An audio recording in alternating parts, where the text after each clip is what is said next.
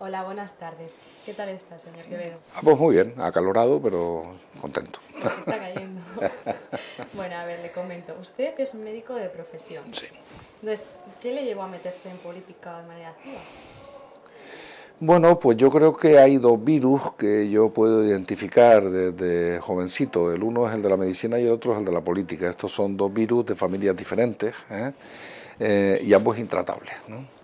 De forma que yo durante muchos años compatibilicé, hombre, también es verdad que la gente que anduvimos en la universidad, en la etapa de transición política, etcétera, etcétera, la politización en la universidad era una brutalidad, en ese momento. Y tampoco tenía tanto mérito, ¿verdad?, la cosa. Pero bueno, yo siempre he compatibilizado ambas actividades. Soy un enamorado de mi profesión y traté de ejercerla con la máxima dignidad cuando tocó eso, pero nunca abandoné la acción política, nunca. Y después, bueno, hay momentos en los que uno tiene que decidir, ¿no? Cuando un compañero de toda la vida, ¿qué tal?, pues accedió a la presidencia del gobierno de Canarias, Román Rodríguez, me llama por teléfono y dice, ¿qué? ¿Y ahora seguimos con la medicina o te parece que es suficientemente grave el lío que tenemos, ¿verdad? Y entonces fue cuando tuve que decidirme, ¿verdad? Pero bueno, también tengo que decir una cosa, si los que entendemos la medicina como un elemento esencialmente humanista, ciencia, arte y humanismo, la política bien entendida debe ser un humanismo. Si el objetivo de la política no es trabajar por la especie, ni por la mejora de la especie, por utilizar un lenguaje de esos en plan paradigmas de Heller, pues entonces a ver qué es, ¿no? Ya sé que hay mucha gente que no está para eso, pero eso es teóricamente de lo que se trata. Hay en el fondo una similitud. La política es sana. Bueno, la política es, por supuesto, es imprescindible en primer lugar, imprescindible, y sana. Sanas son las ideas políticas, es decir, la acción política de los que tratan de compatibilizar. Ahora, es evidente que la ideología y la acción política no pueden ser absolutamente idénticas, porque en ese caso estaríamos hablando de una dictadura, ¿no? También pasan cosas parecidas con determinadas mayorías absolutas, con las que hemos sufrido en España recientemente, ¿no?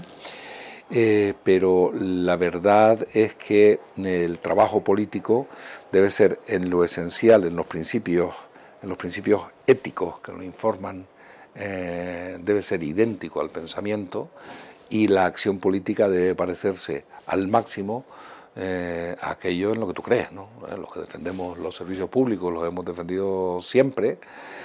Pues hemos sabido, en nuestro caso, yo estuve muy vinculado a la reforma sanitaria en España y en Canarias, pues aunque estábamos radicalmente en contra en principio, nosotros acabamos entendiendo una red hospitalaria de utilización pública que incluía los conciertos con determinados centros privados, siempre que eso tuviese una posición de supeditado a lo otro. ¿Cuál ha sido la consecuencia? Pues que en algunas comunidades lo que ha hecho es colocarse por encima de la medicina privada de la pública, ¿verdad? Claro, esos son los problemas después. Entonces, digamos que la enfermedad de la política podría ser la corrupción. Ah, bueno, sí, bueno, no cabe duda. Una de No, la ellas. corrupción es una enfermedad de todas las acciones humanas organizadas. Todo, todo así. Y como la política es una expresión descarnada de la vida, ¿no? La política ejemplifica de una forma especialmente descarnada, pública, notoria, inmediata, muchos de los problemas de la vida, ¿no? Lo que pasa es que, claro, la gente que se supone que representa, que tiene la delegación de la soberanía de un montón de gente, pues molesta como más, ¿verdad? La corrupción hay que perseguirla en todas partes, pero cuando eso ocurre en gente que representa a otro montón de gente y que además lo están pasando mal, especialmente mal, el tema de la corrupción es inaceptable, inaceptable. Por lo tanto, nadie podrá decir, es que nosotros con nuestro modelo no hay corrupción. Digo, pues mire, pues no creo que nadie pueda decir esto. Lo que sí es evidente es que cuando hay corrupción debería actuarse de una forma instantánea, drástica, y a ser posible común, porque ¿verdad? Cuando alguien intenta obtener ventaja de las corrupciones de los demás, en el fondo se entra en un juego entre que espérate cuando te pille la tuya, ¿no? Que también va a ocurrir.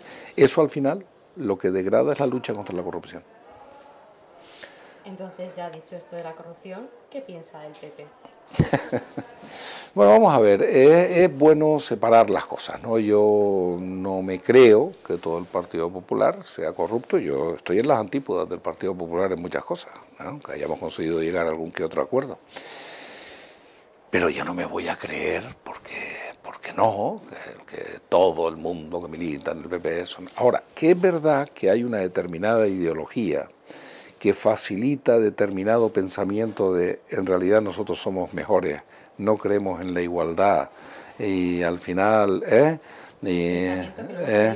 claro, entonces, claro, al final cuando tú estás convencido de esto, en el fondo te parece hasta normal, supongo, es más fácil que te parezca normal, pues tener más que los demás, ¿no? En el fondo puede ocurrir eso, yo creo, pero por eso probablemente la corrupción creo que afecta más tradicionalmente a las derechas que a las izquierdas, lo cual no quiere decir que las izquierdas estemos exentas de eso, ¿eh? No, está claro, Eso hay que decirlo con rotundidad.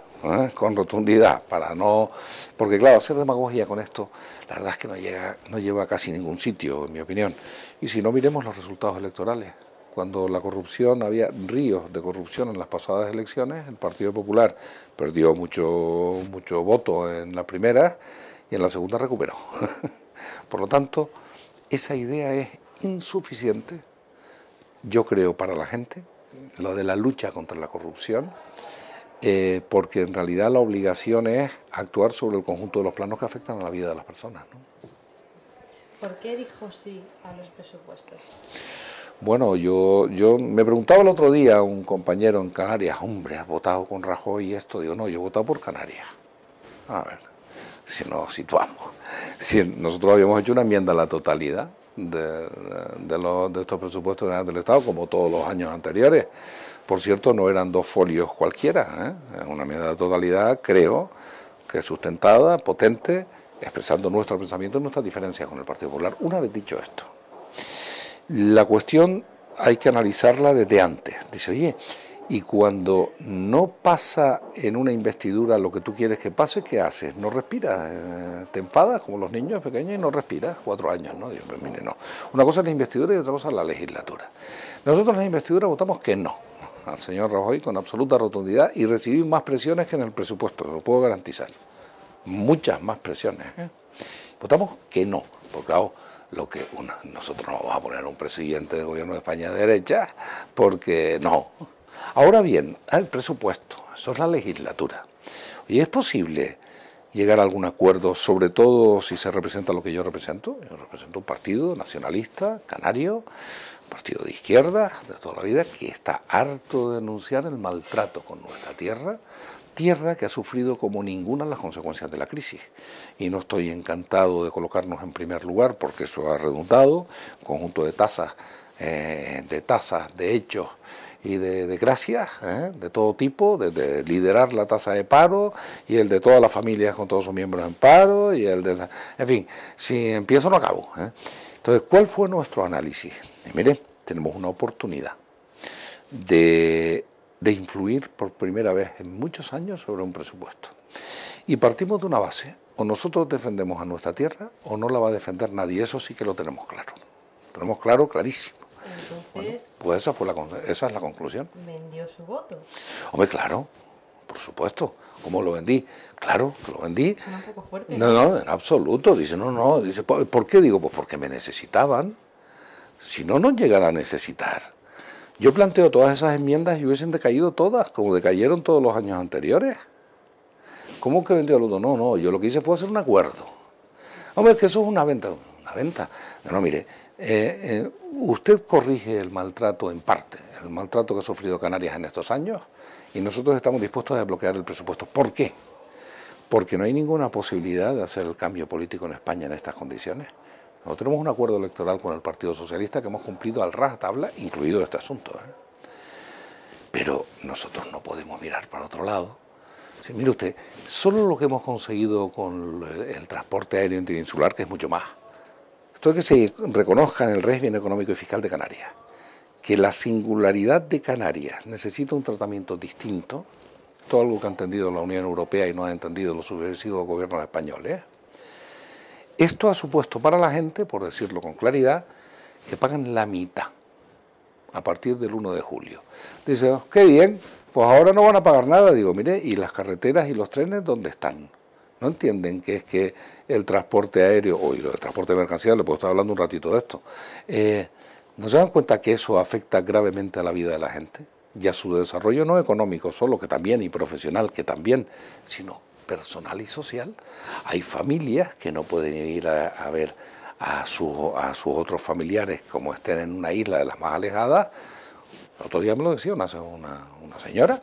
Dice, mire, nosotros somos 4 en la familia, viven en Gran Canaria y tienen el resto de la familia en La Palma, la isla de La Palma. Dice, bien, pues nosotros no podemos ir sino una vez al año y con gran esfuerzo a ver al resto de la familia porque no hay para pagar ese billete.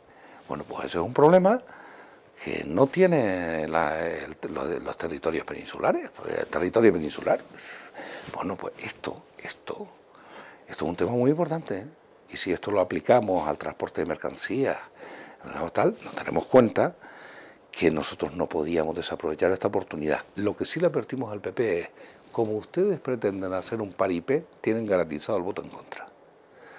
El acuerdo, les aseguro que hay mucha gente a la que le ha dejado pensando y dice, a lo mejor no aflojaron tanto, ¿no? Como algunos se creyeron que íbamos a aflojar. Lo que está claro es que en cuanto a los presupuestos, la beneficiada es Canarias, puesto que necesitaba el Partido Popular su voto y el de ahora más. Sí, pero yo le voy a decir una cosa, mira, a mí hay algo que me molesta extraordinariamente. Joder, pues vaya con Canarias de ala. O sea que, digo, mire, los mismos me dicen esto, que no dicen que cuando nos maltrataban, yo no vi a nadie protestar, no vi a nadie protestar. Nuestra comunidad, vamos a ver, pongamos otros casos, hay otras comunidades, pongamos la comunidad vasca, ¿no? Que lo han hecho muy bien, Yo creo que nos mejoran, nos multiplican por 3 todos los indicadores, ¿no? En sentido positivo, todos los indicadores. Han hecho lo que tenían que hacer. Si yo llego a poner la factura de lo que de verdad ha significado el castigo a Canarias, el maltrato en estos años, hubiese puesto una cifra encima de la mesa y nos hubiésemos levantado, nos hubiésemos marchado. Porque, claro, entonces uno tiene que saber, hombre, el secreto de todo este asunto está en saber hasta dónde puede llegar, sabiendo que no vas a aceptar un paripé, pero nosotros no vamos a aceptar nunca, Es que Canarias beneficia. ¿Cómo que beneficia? Bueno, miremos la financiación autonómica. ¿Hay alguna comunidad que tiene más de 3 veces la financiación autonómica, en financiación autonómica, más financiación per cápita que Canarias? Más de 3. Y Canarias está en la última. ¿Y por qué le vamos a pedir perdón a nadie? Que nos pidan perdón todos los que nos han estado masacrando en estos años, ¿no? No tenemos ningún complejo, se lo puedo garantizar. A raíz de ser el diputado número 176, ¿la prensa ha recurrido más a usted? Mire, yo que ya soy talludito, menos mal, pues si te pilla una ola como esta sin ser talludito, me hubiese equivocado más de lo que me he equivocado, seguro me habré equivocado bastante porque es inevitable, pero me podría haber equivocado fatalmente, probablemente unas cuantas veces, pues es difícil de gestionar. Ahora, a mí lo que más me ha agobiado de todo esto ha sido la presión mediática, no porque me presionen y porque, a ver qué digo ahora, es que era no tener tiempo para sentarme a trabajar. Es decir, una cosa, empezar a las 7:30 de la mañana con 4 radios y cuando llegaba a las 6 de la tarde llevaba 14 radios y 5 teles y después esa presión de tratar de atender a todo el mundo. Pues claro, es verdad que en una parte nos interesa, obviamente, nos conoce, nos da la oportunidad de explicar nuestras cosas, que antes no la teníamos. Pero de verdad, a veces uno preferiría explicarlo hasta un poco menos. Eso me agobia un poco desde el punto de vista del tiempo, de la gestión del tiempo. Pero en lo demás, bueno, la única preocupación aquí era no claudicar con lo que uno defiende y no fallarle a la tierra y a la gente que nos ha apoyado. Yo creo que eso lo hemos conseguido.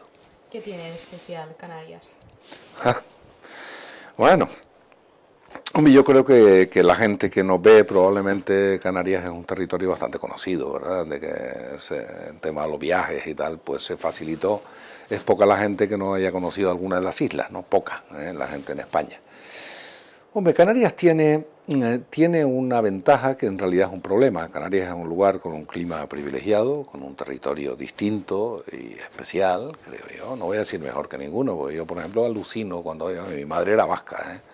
Claro, cuando cuando ves un arroyo y agua corriendo y 4 pinos, se te quedan los ojos como platos, ¿eh? Porque claro, cada loco con su tema, ¿no?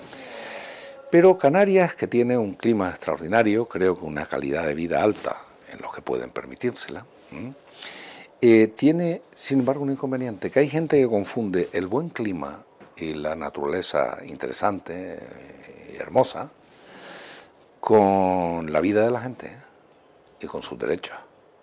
Y entonces te encuentras gente que, porque el tabaco es más barato, hay que ver qué tiempo más estupendo y esas cosas, entonces a ver qué están ustedes pidiendo aquí, ¿verdad? Esa es la otra parte del problema. De forma que es verdad que en un territorio como el nuestro, con las bondades de la naturaleza, hacen que determinados fenómenos como la exclusión social, por ejemplo, se manifiestan probablemente con menos gravedad, o la cuestión de la pobreza energética. Porque claro, nosotros afortunadamente, eso sí tenemos, no es fácil que en Canarias se muera alguien de frío, como ha ocurrido en la península ibérica. Eso no pasará, eso no pasará. Pero gravísimos problemas sociales de todo tipo, claro que sí. O sea que hay esa dicotomía, ¿verdad? Entonces, ¿qué necesita Canarias? Vaya pregunta. Muchas cosas, ¿no? Claro, vaya pregunta. Bueno, vamos a ver. Canarias, por decirlo con claridad, lo primero que necesita es un buen gobierno, ¿verdad? No nos parece que es lo que está ocurriendo en este momento. Eso también se lo tengo que decir. Pero mira, Canarias necesita que de verdad se reconozca, como está en el derecho primario de la Unión Europea y está en la Constitución, que el hecho diferencial canario no es un capricho. Eso es lo que necesita Canarias. Es decir, el hecho diferencial canario hace que determinadas singularidades, mire, la distancia y los territorios y el territorio fragmentado en medio del Atlántico, genera un conjunto de situaciones adversas para la competitividad, para el desarrollo de esa tierra, que es necesario compensar.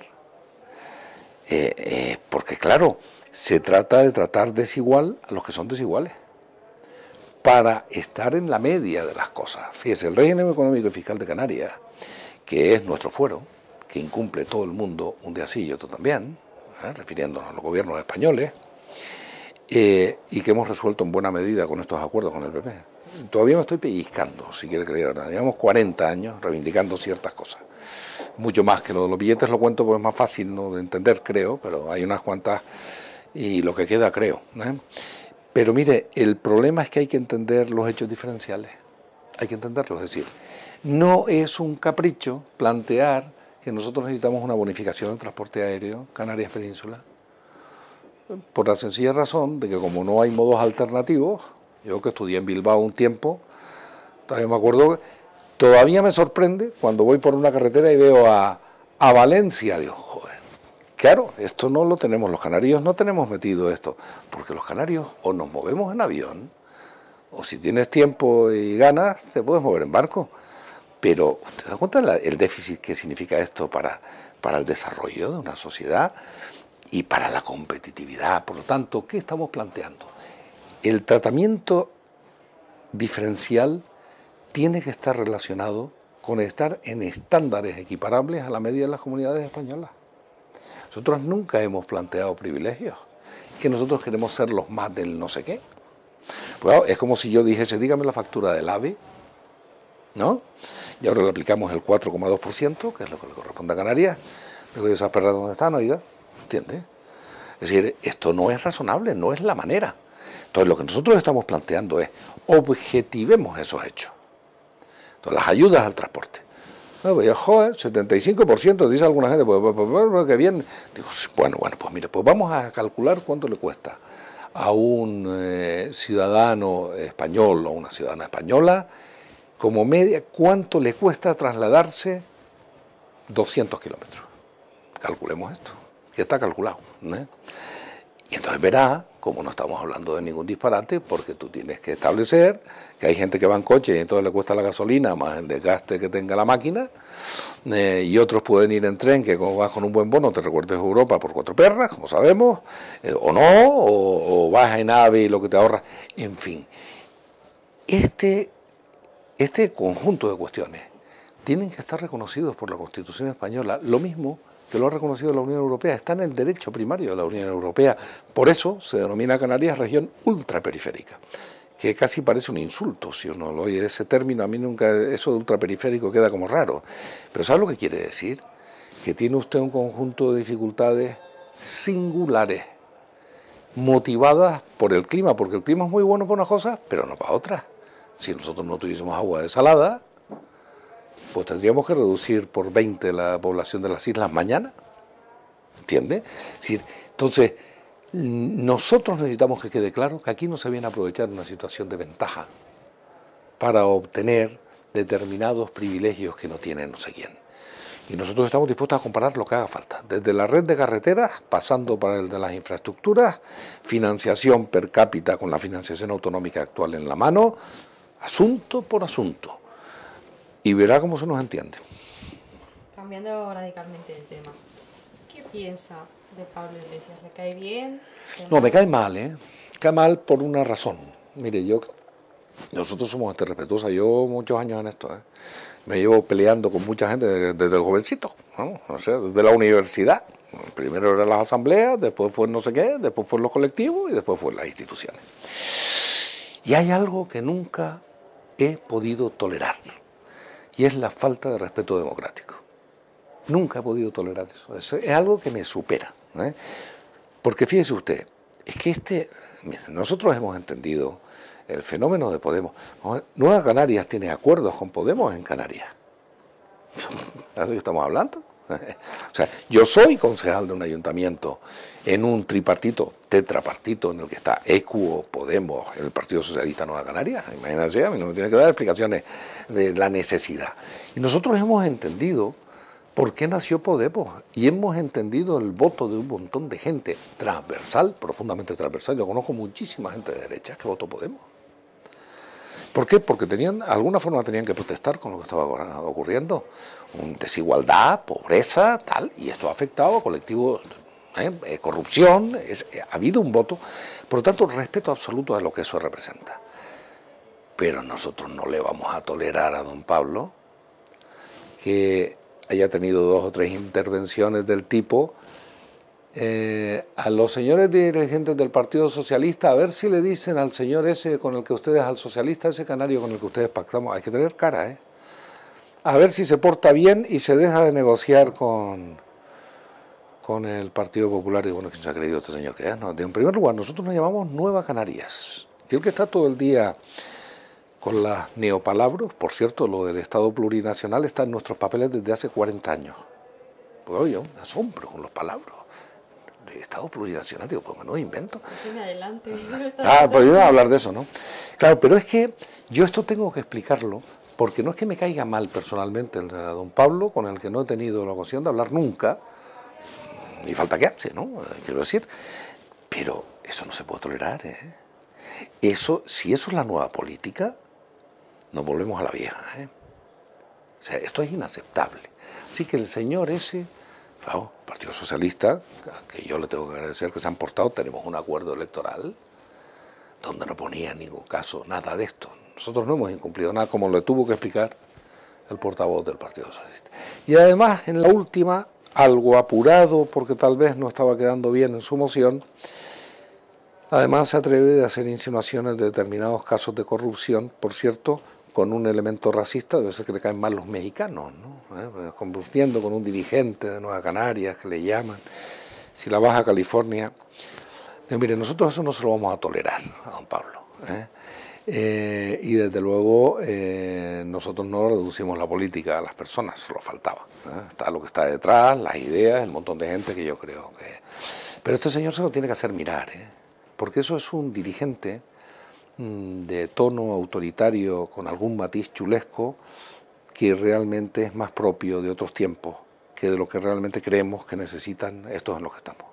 Entonces, ¿no cree que pueda llegar a ningún tipo de acuerdo con él? No, desde luego, bueno, ya hemos llegado a algún acuerdo, no con él, con Podemos. Bueno, me refiero no, pero en lo personal no tengo ningún interés en llegar a un acuerdo con el señor, a no ser que se representen otras cosas.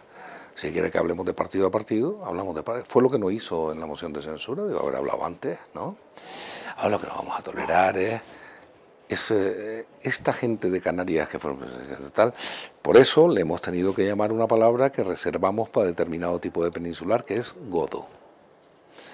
Y esa palabra, cuando le dice un canario, mi madre era de Bilbao, o sea que imagínense si soy poco sospechoso yo de estarme metiendo con los peninsulares. Pero hay un cierto tipo de peninsular enterado y faltón esto está relacionado con en los primeros tiempos del desarrollo de las instituciones, cuando iban determinados funcionarios que se creían que iban a conquistar las Américas, ¿no? Y entonces ese estilo, bueno, esa es la gente que se merece ese calificativo, que nosotros usamos poco, lo reservamos para ocasiones especiales. Y desde luego el señor Iglesias se lo ha ganado con nota. ¿Qué piensa de Pedro Sánchez? Porque de alguna manera... Vamos a ver, yo con Pedro Sánchez no soy objetivo, porque hicimos una campaña electoral juntos y un acuerdo electoral muy difícil.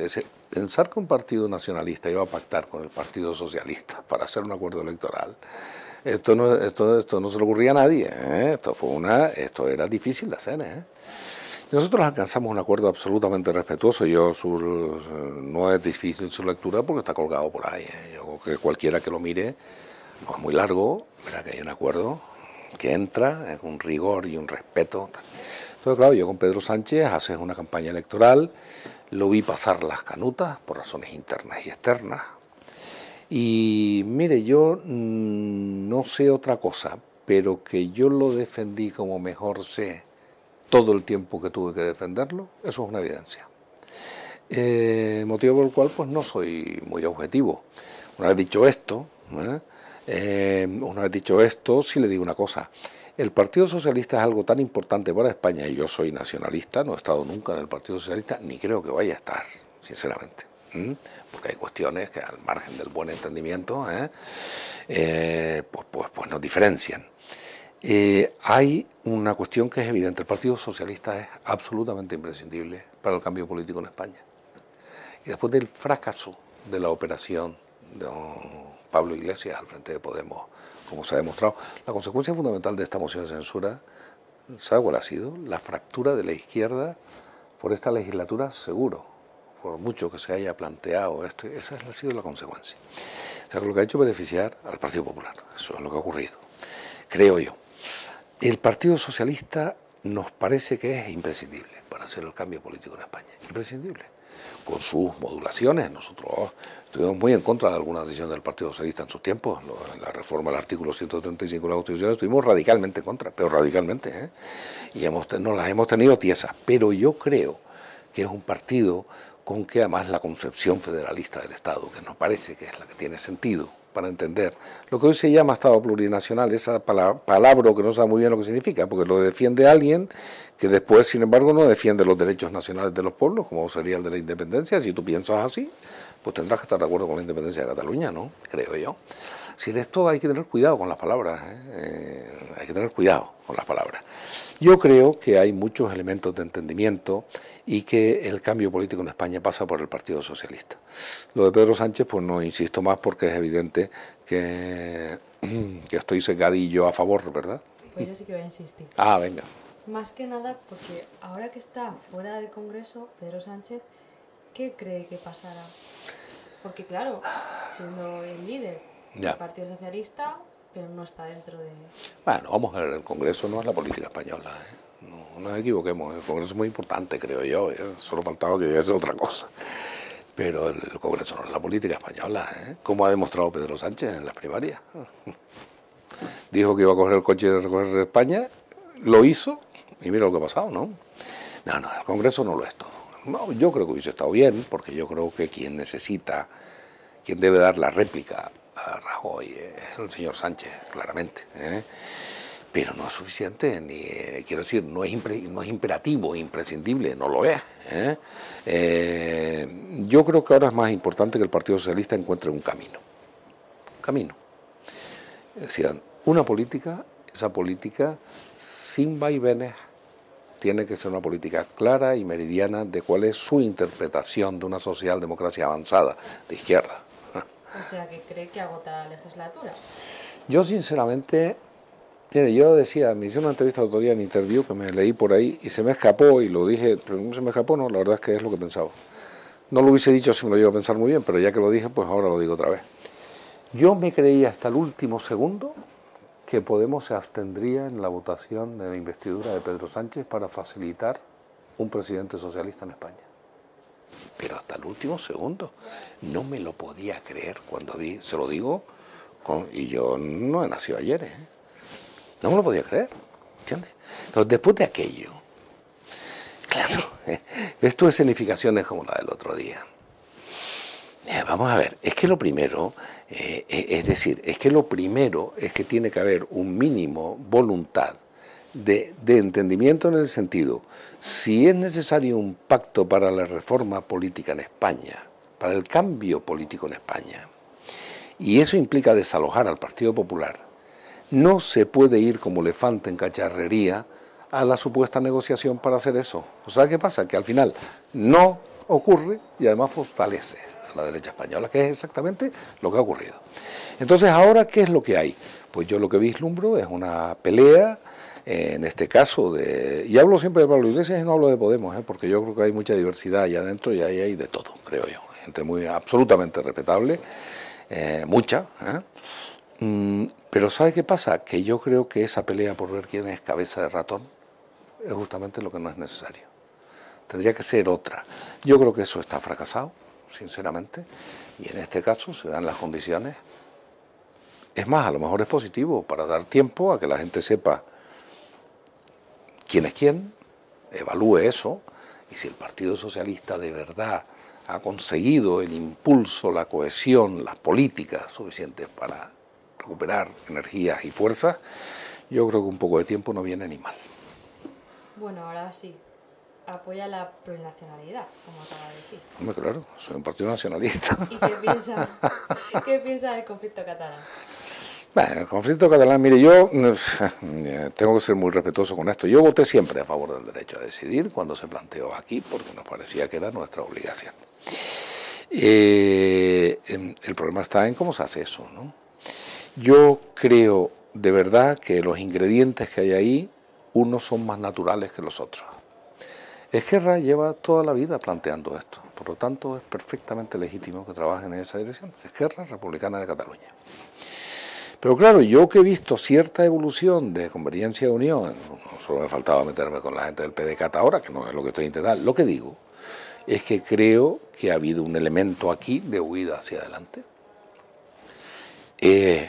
y forzar un proceso al que ha ayudado enormemente el error estratégico en el entendimiento de las políticas territoriales en España del Partido Popular. La visión de, al final les aplicamos la legislación vigente, ¿verdad? Esto es mala política, esto creó un montón de gente dispuesta a lo que hiciese falta para protestar por esa forma de entender las cosas. O sea, que usted cree que este conflicto político y social se está solucionando en los tribunales de forma jurídica, ¿no? Una cosa lamentable, aquí lo que ha muerto es la política. Ahora, la primera responsabilidad la tiene el señor Rajoy, esto tiene que quedar claro. El señor Rajoy, tú no puedes estar viendo como las vacas viendo pasar el tren o la baifa viendo pasar la guagua, como diríamos en Canarias, mientras ocurren todas estas cosas, No es razonable, porque esto evoluciona, ¿Cómo evoluciona? Entonces ahora yo creo que no es el tiempo de jugar con las palabras. Yo sinceramente veo dificilísimo el que se den las condiciones de una sociedad fracturada a la mitad. Yo creo que este no es el camino, sinceramente. Ahora, Dios me libre de tratar yo de jugarles nada. Cataluña tiene que decidir sus cosas y el gobierno de España tiene la obligación de sentarse a hablar a fondo de las potencialidades de atender las reivindicaciones catalanas que son justas, la causa del malestar catalán, y dejarse de mirar por otro lado. Esa es la forma de desactivar otro tipo de movimientos, creo yo, pero de ahí no voy a moverme. ¿Usted culpa a Rajoy, pero a lo mejor este conflicto viene un poquito de lejos, ¿no? Sí, hombre, claro que viene de lejos, viene de lejos. Yo creo que cuando se hacen determinadas promesas solemnes sobre qué va a ocurrir con los estatutos, ¿verdad?, con el estatuto catalán, y luego pues pasa lo que pasa. Yo creo que se ofendió gravemente a los catalanes con esto, Aquella, después se fue el Partido Popular al Constitucional, como sabemos, y después hubo una especie de publicidad tremenda. Aquello fue el Tribunal de las Filtraciones, barbaridades auténticas, dándole leña importante a un pueblo como el catalán, al que en el fondo se lo había defraudado. Eso es así. Y claro, pues como si esto no se gestiona bien, pues pasa esto. Y además hay que añadir algunos elementos vinculados a también determinados problemas vinculados a la corrupción en Cataluña, que no han ayudado nada, ¿no? ¿Verdad? A ver, cambiando radicalmente de tema. ¿Qué opina del desarme de ETA? ¿Algo bueno, positivo?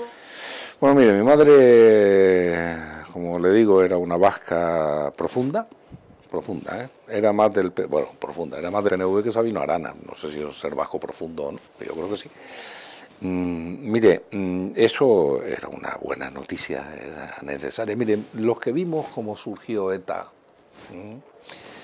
y que lo entendimos, que somos muchos, muchísimos, y en la sociedad vasca ni le cuento, porque los desmanes de las etapas anteriores estaban en la mente de la gente y en el corazón de la gente. Somos los que vimos también cómo ETA evolucionó despegándose de la sociedad a la que pretendía defender. Esa es mi impresión, y por lo tanto yo creo que el desarme de ETA era necesario. Otra cosa es la gestión de eso. Yo creo que ha habido algunas responsabilidades graves en determinados ministros, que afortunadamente ya no están, que prefirieron alargar el proceso antes que resolverlo. Eso yo sé que suena duro, pero creo que es la verdad. Yo creo que ese es un proceso irreversible ahora. Yo creo que hay una formulación política que ha entendido que hay que defender a su tierra como lo están haciendo en el Congreso, en tal cual, y ahí están, dignísimamente. Después tendrán más apoyo o menos, esa es otra cuestión. Entonces, para avanzar, ¿debemos olvidar o debemos perdonar? No, vamos a ver. Yo sí que le digo una cosa. Las víctimas de estas situaciones, esto es una cosa muy dura. Esto es una cosa muy dura. Y claro, esto de minimizar pelillos a la mar y nos olvidamos todos, no. Pero es que yo creo que eso se está haciendo en una parte muy significativa de la sociedad vasca. Yo estoy viendo movimientos interesantísimos, en los que muchos de los que cometieron los atentados, convencidos que formaban parte de un ejército que defendía su tierra contra otro Estado, que es lo que era, se han dado cuenta que han infligido un daño tremendo a una parte de la sociedad vasca y que eso no se puede minimizar, y que eso hay que hablarlo y que hay que reconocerlo. Y ese proceso yo creo que no va mal. Sinceramente creo que no va mal. El otro día el señor Otegi hizo unas declaraciones que no están mal, No estuvo en esto de Hipercor, pero dijo que por prudencia, y no está mal, porque no era una negativa yo me niego a, sino por prudencia, y está bien que haya invocado la prudencia. Yo creo que eso es un indicador positivo. Del nuevo terrorismo, el yihadismo, etcétera, ¿qué solución tiene? Bueno, mire, yo de verdad, partiendo de la base que no se puede aceptar que la gente vaya matando gente por esto, tengan la causa que tengan, le diré una cosa, a lo mejor es comprensible que crezca el odio hasta el punto de la autodestrucción en gente cuyos países están siendo arrasados, como estamos viendo todos los días. Es decir, es que la sociedad desarrollada, el primer mundo, al que le va bien, tienen la obligación de acabar con esta monstruosidad.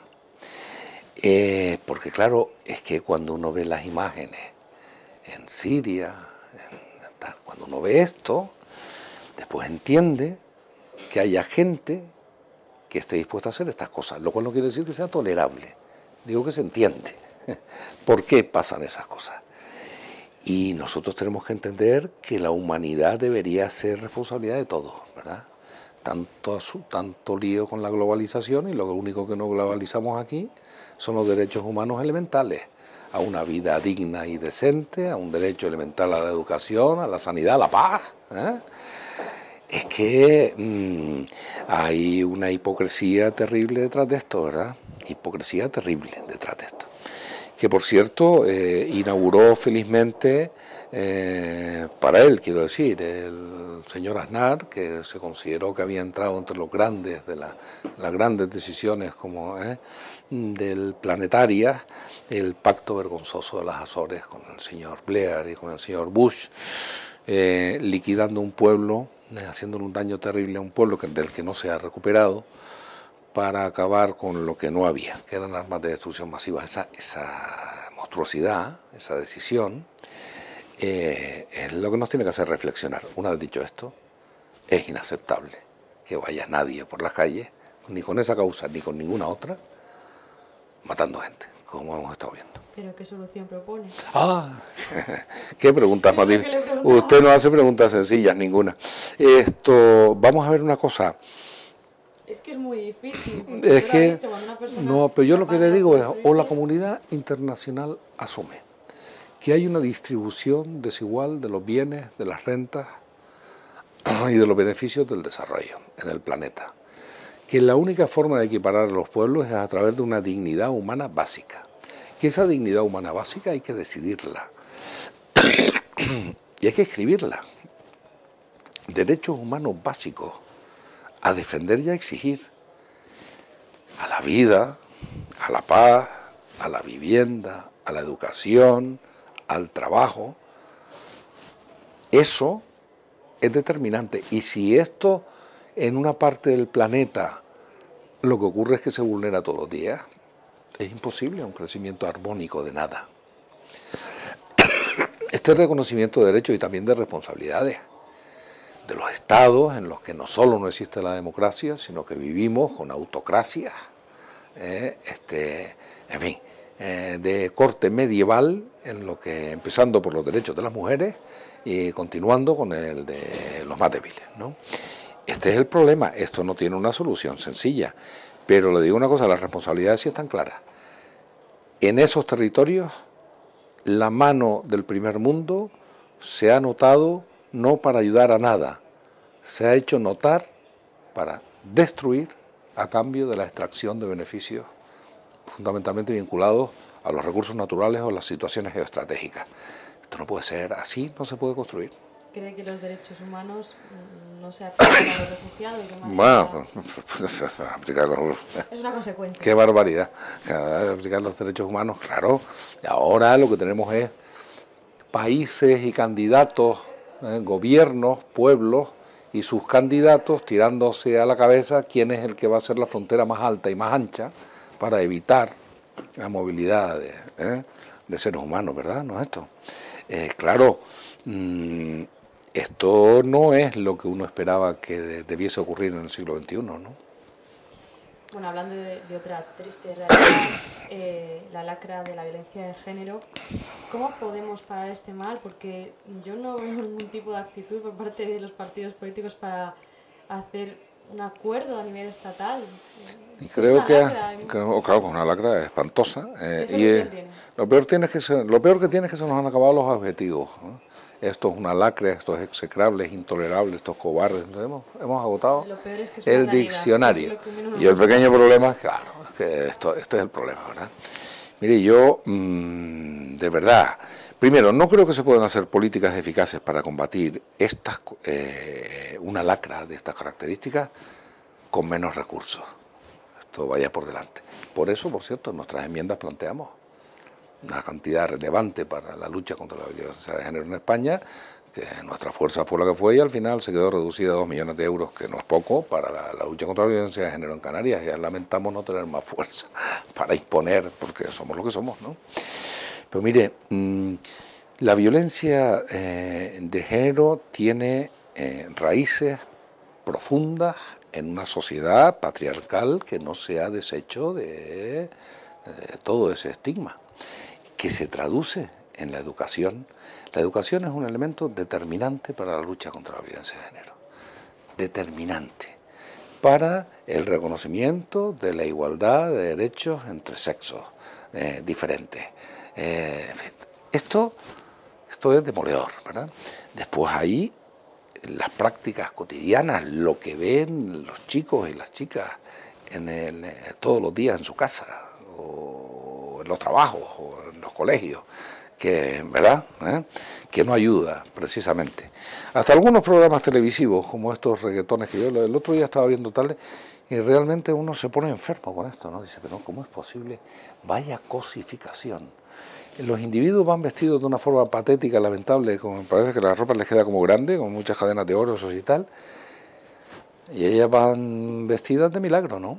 Dice, esta cosificación, estos son elementos, este es un ejemplo más, ¿no? Pero que me preocupa porque lo veo en un montón de sitios, está este tipo de imágenes y de sonidos. Lo que me preocupa es que las propias mujeres colaboren a esa cosificación. Esto es una cosa dramática. Pero hay un elemento profundo, y esto no es sencillo de erradicar, y hay que empezar desde el principio. Y luego, con los que se deciden que, porque claro, la violencia ejercida contra las mujeres todos los días es bastante evidente, ¿verdad? Ay, madre, tengo aquí, esto no es precisamente una novedad, ¿verdad? Y esto ocurre todos los días en sus distintas formulaciones. Lo que vemos es la punta del iceberg de los que se animan, ¿verdad?, a matar a las mujeres porque les parece que no sé qué, ¿verdad? Y esto necesita, esa sí es una parte, la que es necesario, recursos para reprimir ese tipo de cuestiones. Pero tienen que estar los dos planos, y esta es una lucha no sencilla, y que no se va a acabar mañana, por muy altisonantes que sean las declaraciones que hagamos. En cuanto a la educación, que habla usted de ello, las leyes educativas han ido variando dependiendo de los gobiernos que han venido. ¿Cuándo se va a alcanzar un pacto de Estado? Ah, qué bueno, esa es una pregunta excelente. Sí, claro, porque es que, mire, en nuestro pacto con el Partido Socialista, uno de los asuntos era la derogación de la LOMCE, con carácter instantáneo, ¿no? Porque, claro, utilizar el sistema educativo español para fomentar la segregación, ¿verdad? No solo sexual, sino además los distintos itinerarios, es decir, fomentar la desigualdad social, ¿verdad? Una monstruosidad, ¿no? Bueno, pues había una oportunidad con el cambio político en España. Pues ha habido una oportunidad para esto. Yo ahora creo que esto es más difícil. También es verdad que el Partido Popular está en una situación minoritaria. También es verdad que están menos solos de lo que parecen, porque vamos a ver alguna otra fuerza política hasta dónde quiere llegar con esto. Pero es evidente que una de las decisiones profundamente graves, un retroceso serio en muchas de las conquistas de la reciente historia democrática española fue precisamente la aprobación de esa ley. En cuanto a la memoria histórica, ¿cree que en algún momento se va a poder terminar de aplicar? Claro, yo escucho mucha gente que dice, hombre, ya está bien de remover. Digo, sí, claro. Esto lo dicen los que tienen sus muertos, esto es lo que dicen los que tienen sus muertos bien enterrados, ¿no? Y menos que los otros, ¿no? Claro. Mira, en esta cuestión, la verdad es que el paso del tiempo debería ayudar, ¿no? Esto siempre que no nos olvidemos de las cosas, debería ayudar, debería ayudar, porque claro, uno conoce tantos lugares donde todo el mundo sabe quién asesinó a quién y no ha pasado nunca nada en años y años que te quedas impresionado, ¿no? Y dices, bueno, por algo será, ¿no? La ley de la memoria histórica es una de las asignaturas pendientes que tiene planteado el Estado español. También Canarias, aunque ahí la gente cree que en Canarias eso fue una cosita. En Canarias se llevaron gente por delante, no te quiero ni contar, pero eso ha evolucionado razonablemente. Sí, y después algunos símbolos, como el tema del Valle de los Caídos y tal, yo creo que es necesario actuar, ¿verdad? Entonces hay que reconocer que la gente que tiene sus muertos mal enterrados tiene todo el derecho del mundo a no olvidar. En cuanto a la reforma laboral, ¿cree que debería de llevarse a cabo? Ese es otro de los elementos que están en el acuerdo. Es decir, cuando una ley se hace para facilitar el despido y para garantizar la indignidad y la precariedad en el empleo, pues lo que ocurre es que se despide a la gente y se precariza y se desdignifica el empleo, que es justamente lo que estamos viendo. Hablando de laboral, lo que es la estiba, que influye mucho. Miren, nuestro partido, Nueva Canarias, es un partido que está vinculado a la historia de la estiba en Canarias desde hace muchísimos años. Vinculado, porque allí hubo momentos muy duros en la lucha contra el tardofranquismo, en las que hubo una coincidencia. Tenemos muchos dirigentes nuestros, de la gente más antigua, que tenían una historia hermosa, de relación con ese movimiento reivindicativo fuerte. Nosotros consideramos que la estiba es un ejemplo de luchar por la dignificación del empleo y del trabajo, y es necesario mantenerla, ¿verdad? Es necesario mantenerla. Yo creo que están haciendo las cosas con inteligencia, pero aquí lo que ha habido es un intento, esta idea, ¿no?, de que la mejor forma de mejorar los indicadores productivos españoles es a través de la devaluación interna, ¿no? Es decir, masacramos a nuestros trabajadores, entonces disminuimos los costos y mejoramos la competitividad. Y hombre, pues a ver si encontramos otra idea, ¿no? Como por ejemplo que, en fin, nosotros estamos absolutamente comprometidos con esa causa. Lo hemos estado siempre y lo vamos a seguir estando. Nada, muchísimas gracias por tu tiempo. Gracias a ustedes, ha sido un placer.